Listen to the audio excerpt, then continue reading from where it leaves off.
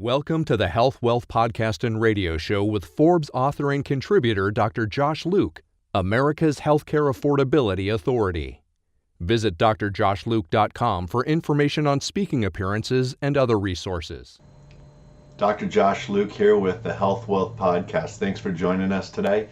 And we're going to do another session in what we're calling the Health Wealth Basics series.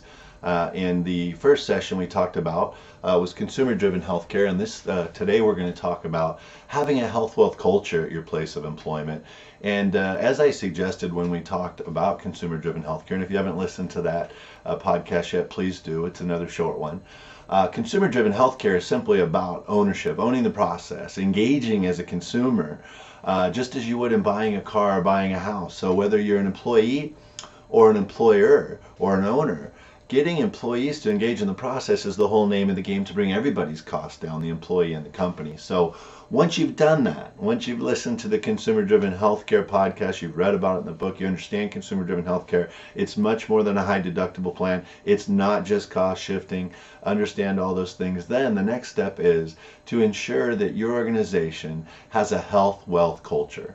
And when we talk about a health wealth culture, we're not just talking about a culture of wellness. We're talking about everything that your organization and your organizational leadership breathes, being about your employees living a healthy lifestyle, making healthy choices, and believing that that's part of the corporate mission. That can only happen when your leadership believes it is. And so let me give you a couple of examples of a health wealth culture. Are your vending machines filled with junk food, or are they filled with healthy offerings? Do you still offer sugary sodas as offering in your vending machines? Do you have corporate teams that go to the Alzheimer's walk, the memory walk, to bike rides, to jogs?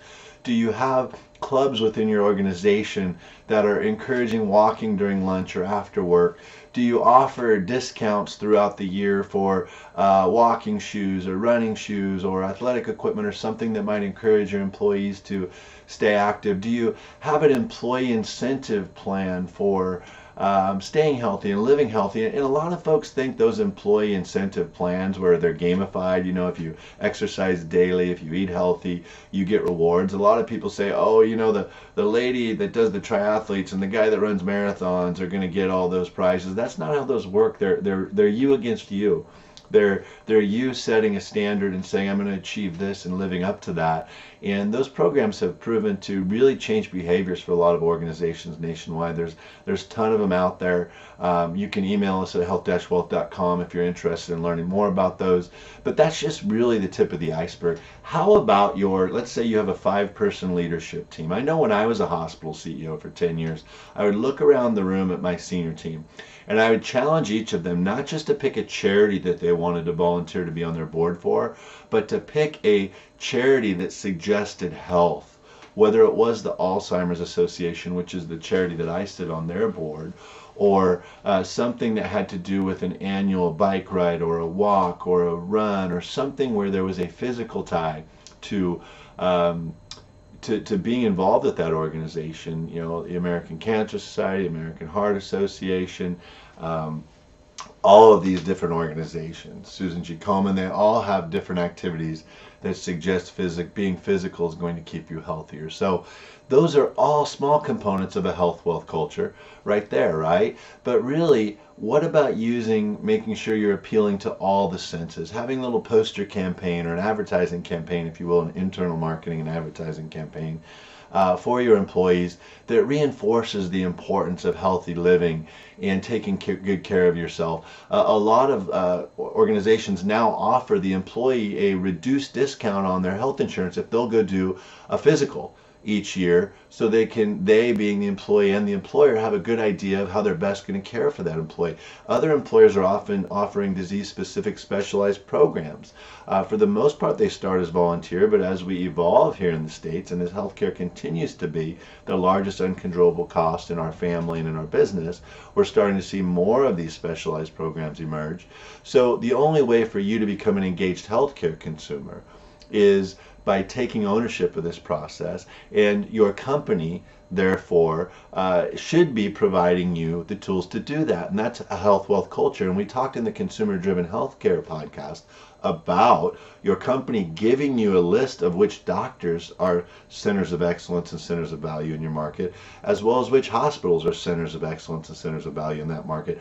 That behavior by your employer is part of your employer having a health wealth culture. What about a weekly email reminder or tip for living healthy, and that same tip being put on a poster? What about a weekly or monthly celebration of somebody who's accomplished within the organization, somebody who's accomplished a health goal, or lost a certain amount of weight, or won the weight competition, or certain things you can do throughout the year? What about different community events that are going on, marathons, walks, children's events, youth events, health fairs that you can tag on to? Having a health wealth culture for your company isn't just about showing up at a healthcare and having a booth. It's about everything you do, from the CEO down to the last employee, suggesting healthcare is a priority for us. Not just good health, okay, but valued health. Health that isn't overly priced because it doesn't need to be. So again, your senior team all having a charity that they appeal to, where they're on the board and they lead the walk team or the ride team for that, and the company sponsors it, and it just becomes part of the fabric of your organization. And I call that having a health wealth culture. So when you start the process with your company, okay, of saying, hey, we have to control our healthcare costs. It's the only uncontrollable cost we have. It's going up 15% on average each year. It's our number 2 cost behind salaries. We can't control it. Every year they give us a 15% increase, yet they tell us, but we have a fewer benefits for you than we did last year. And it is cost shifting if you don't engage. So let's make it more than cost shifting. Let's make it a win for our organization. Not just the organization, but for our employee. By saying, hey, we want our employees to engage in the process, number 1. Number 2, we're going to provide a health wealth culture. And that might even mean going to the city. Say, hey, can we put a bike lane on the roads around our place of employment to encourage more bike use? Can we widen the sidewalks? Can we do different things in the community that will suggest we are committed to the health wealth of our employees? So that's our podcast for today, guys. This is Dr. Josh Luke with the Health Wealth Podcast. Check out more, the Health Wealth book, the Health Wealth Loss Assessment, to see how much money your organization's leaving on the table for overspending on healthcare. You can find all that at health-wealth.com, and follow me on LinkedIn if you don't already. Thanks so much for joining. I hope to have you back on another podcast soon. Thanks for tuning in to this episode of the Health Wealth Podcast and Radio Show with Forbes author and contributor Dr. Josh Luke, America's Healthcare Affordability Authority. Visit drjoshluke.com for information on speaking appearances and other resources.